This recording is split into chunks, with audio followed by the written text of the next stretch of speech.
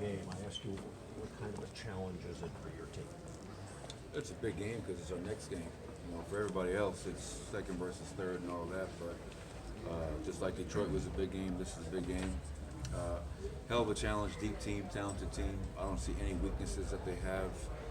Top 10 3-point shooting team, second free throw attempts, second in offensive rebounds per game. And even though we beat them at our place, their team has changed considerably since that time. And Paul George was not in that game. So tonight will be a hell of a challenge on the road against a very tough opponent. You mentioned Paul George. How much a difference does it make in terms of your preparation against the Clippers? I mean, Paul George, Reggie Jackson, Morris. I mean, they have such a tough team. Yeah, obviously, Paul George is a All-NBA type of a player, and obviously he's dealt with injuries this year. But we know what he brings to the table, his ability to defend. When I think about Patrick Beverley, Paul George, and Kawhi guarding on the perimeter, I don't know if there's a better perimeter defense trio in the entire NBA. So Paul presents a ton of problems on both ends of the floor, as does Kawhi, and as does a lot of their other players. You're fully healthy for the third game in a row. Is it a luxury to have all the guys now, or is it a little tougher for you as a coach? It's definitely a luxury. The fact that you can call upon so many different bodies to play, depending upon how the game unfolds, is a luxury. And because I care about our guys, I'm happy that they're healthy. I'd much rather them all be healthy and able to play. Now the challenge is obviously figuring out which guys to play every single night, and maybe what each game presents and is needed in that game. But our guys understand with 24 games to go, we're a selfless team, and whatever it takes to win, all of our guys understand that. Coach, you've been pretty complimentary of what the Clippers bring to the table. How do you attack that, and does your chemistry play a factor in attacking that? We attack it by playing our game. We don't change our game plan every game. We are who we are.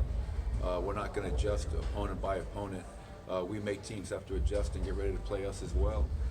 So hopefully our defense can find a way to defend at a high level like we did in Denver.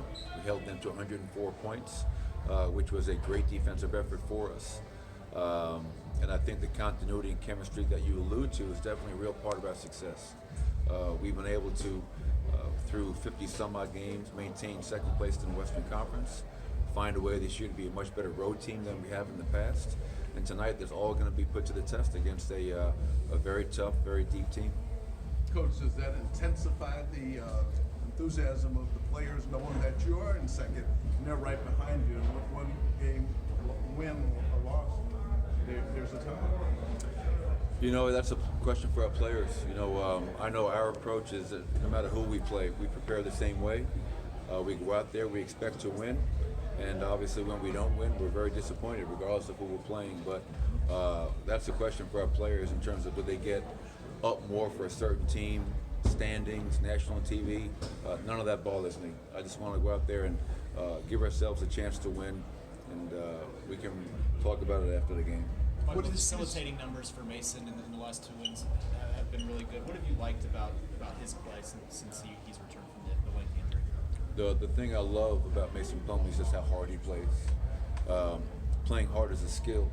And Mason, I think, is in a tough spot because he's playing behind, in my opinion, the best center in the NBA. So he's getting 14, 16 minutes a night.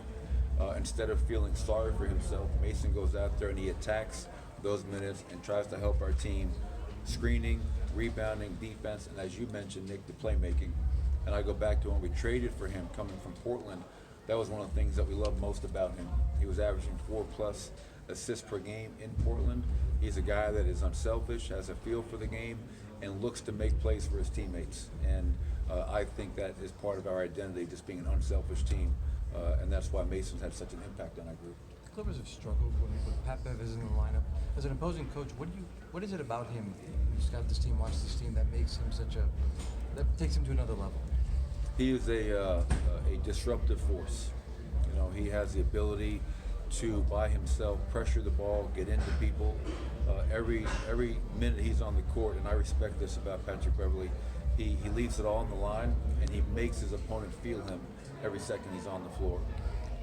When you add to that the fact that he's shooting lights out on the three-point line, it's not just a one-way player. He's a guy that is impacting the game at a high level on both ends of the floor. And that obviously has come through a lot of hard work and repetition. So you have to give a lot of respect to Patrick Beverly in that regard. One more.